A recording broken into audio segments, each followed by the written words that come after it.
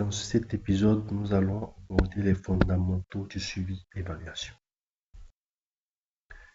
Il s'agira dans ce volet de parcourir quelques définitions de certains thèmes qui seront beaucoup utilisés tout au long de ce cursus.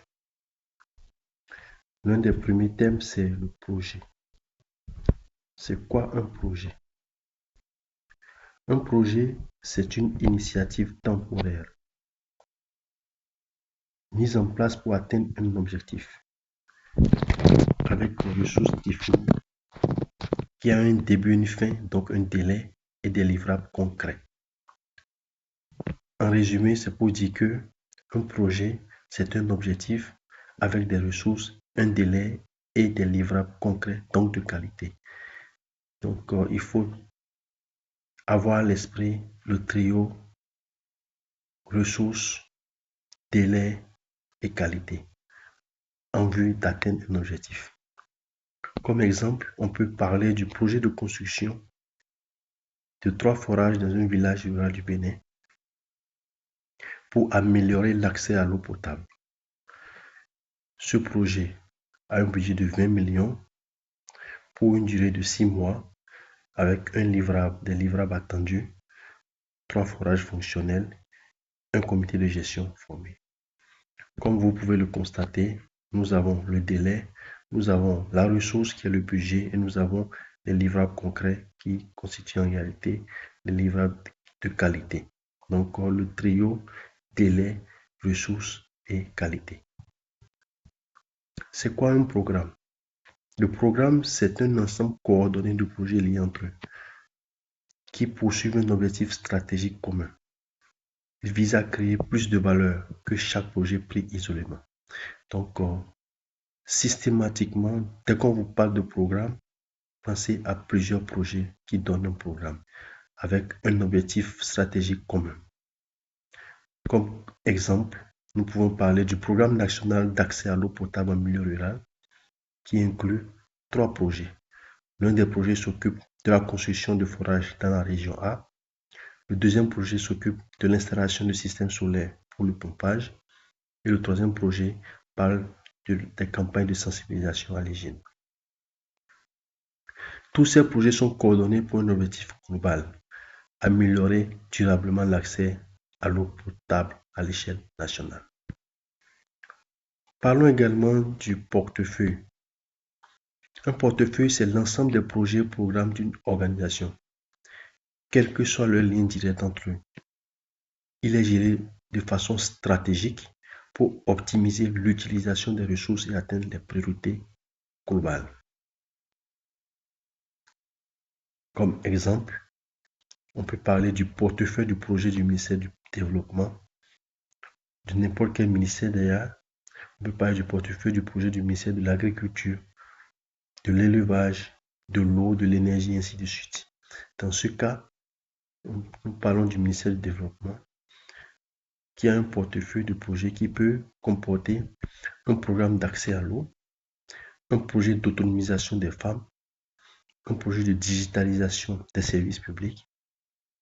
Même s'ils sont différents, ils sont pilotés ensemble au niveau stratégique. Budget, priorité, risque, etc. Alors, c'est quoi la différence palpable dans une matrice? Donc, projet, on met à l'esprit que le contenu, c'est une action unique, ciblée, et l'objectif principal, le résultat principal, c'est d'avoir un résultat précis, concret. Tandis qu'au niveau du programme, c'est plusieurs projets liés qui ont un objectif stratégique commun. Et enfin, le portefeuille, c'est l'ensemble de projets, programmes, aussi bien projets, programmes divers qui s'alignent dans une vision stratégique. Maintenant, nous voulons savoir ce qu'est le suivi-évaluation.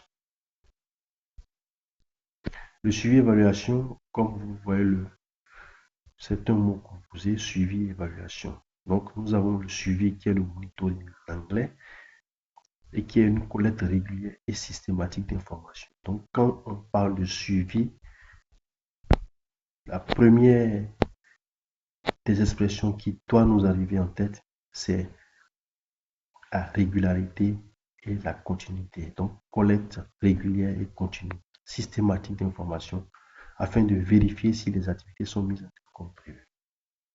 Et le deuxième, c'est l'évaluation. Et quand on parle d'évaluation, ce qui doit nous arriver à l'esprit en premier, c'est le fait que ça soit ponctuel. C'est pour un instant T donné. C'est comme une image, c'est comme une photographie à l'instant. Donc, c'est une analyse approfondie et ponctuelle des résultats, effets, impact du projet à différents moments du cycle. L'évaluation, suivant la période qu'elle est mise en œuvre, nous la catégorisons en trois types. Nous avons l'évaluation ex ante qui se fait avant le projet, on parle souvent de diagnostic.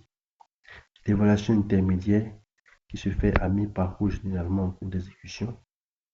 Et l'évaluation ex post qui se fait après la clôture pour mesurer la durabilité. Il y a une nuance qu'il faut faire ici. L'évaluation ex post n'est pas égale à l'évaluation finale. L'évaluation finale se fait à la clôture, à la fin du projet et met surtout l'accent sur l'objectif attendu, les résultats obtenus, alors que l'évaluation ex post ne va pas au-delà et touche généralement l'impact et la durabilité.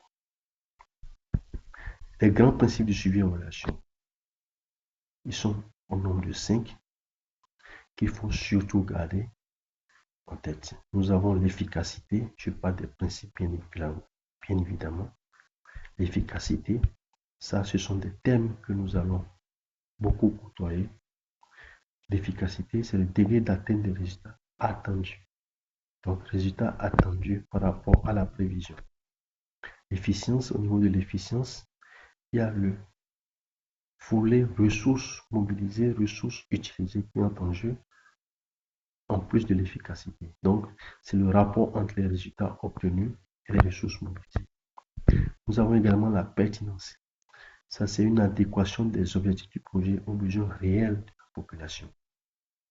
La durabilité, c'est la capacité des effets du projet à se maintenir dans le temps. Et enfin, l'impact, ce sont les changements à long terme induits directement ou indirectement par le projet. Quelle est donc l'importance du suivi et évaluation du projet? Il est important de retenir que le suivi et évaluation est un outil d'aide à la décision, car il permet d'ajuster au cours de la mise en œuvre du projet. Il permet au fait d'opérer des ajustements tout au long de la mise en œuvre du projet. C'est un outil d'apprentissage organisationnel, car il permet de tirer des leçons pour l'avenir. C'est un outil de redevabilité, car il permet de répondre aux exigences des bailleurs et parties prenantes. Et c'est enfin un outil d'amélioration continue qui permet de renforcer les résultats et l'impact.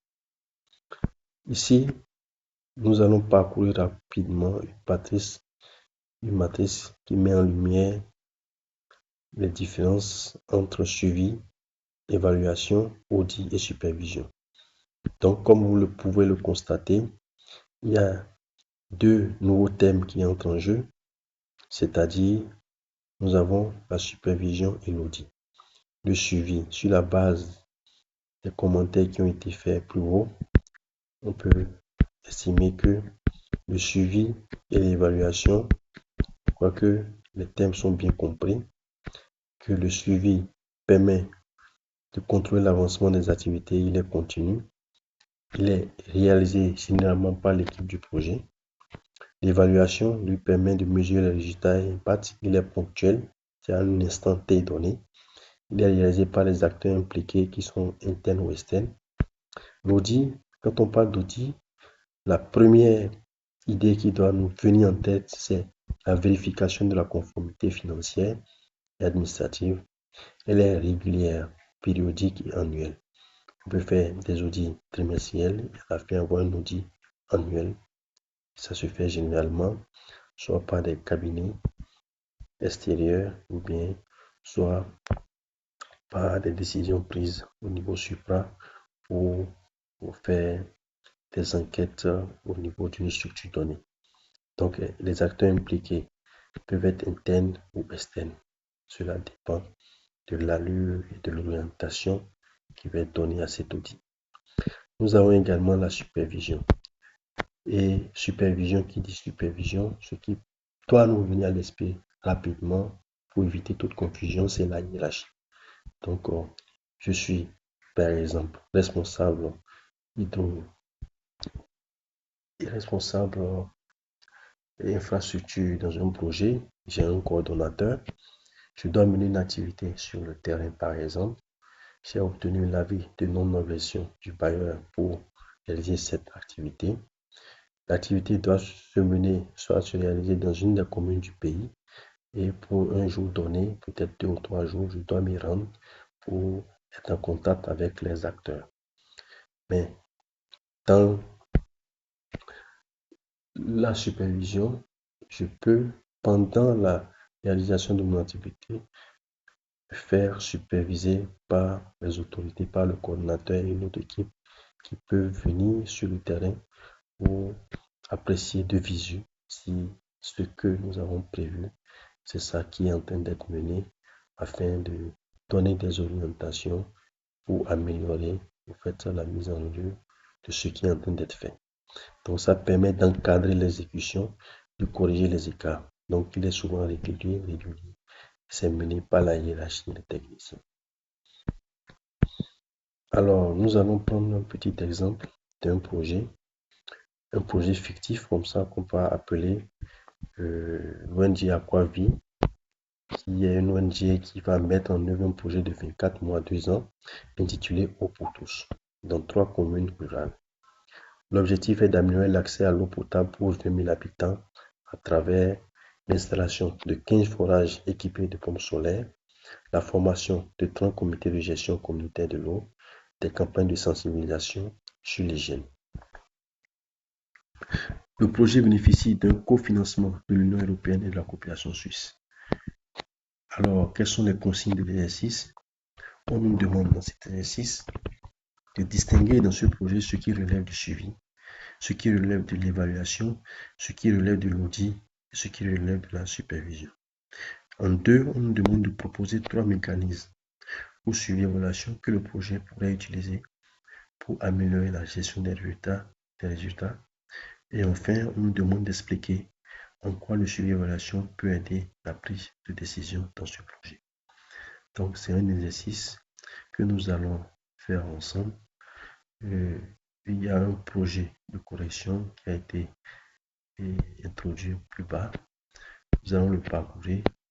À la première question, nous avons pu réaliser une matrice pour distinguer les différents types et une justification. Donc, le premier élément, c'est le suivi mensuel des forages réalisés. Puisqu'on nous demande dans l'exercice de distinguer ce qui relève de chaque volet. Donc, au niveau du suivi, on peut distinguer le suivi mensuel des forages réalisés. Donc, pourquoi on justifie cela? Parce que avec ce suivi, ça va nous permettre d'avoir des informations sur le niveau d'avancement des infrastructures. Donc, c'est le monitoring des forages réalisés. Le deuxième volet, c'est l'évaluation intermédiaire qui va être couronnée par un rapport d'évaluation à mi-parcours. Cela va justifier d'évaluer les effets, les difficultés de réorienter les activités si besoin. Et nous avons l'audit également, comme je l'ai dit, dès qu'on parle d'audit, pensez à la conformité financière comme administrative. Donc, il va s'agir à ce niveau de vérifier les pièces comptables du projet, une vérification de la bonne gestion financière, conformité avec les normes. Et enfin, supervision. Tout de suite, je l'ai dit, quand on parle de supervision, pensez à la hiérarchie, pensez à des supervisions, à un niveau hiérarchique N+1. Donc, c'est un encadrement technique et d'accompagnement des équipes de mise en œuvre. Donc, il peut s'agir, dans ce cas, des visites du coordinateur ou des techniciens plus expérimentés pour accompagner les équipes sur le terrain.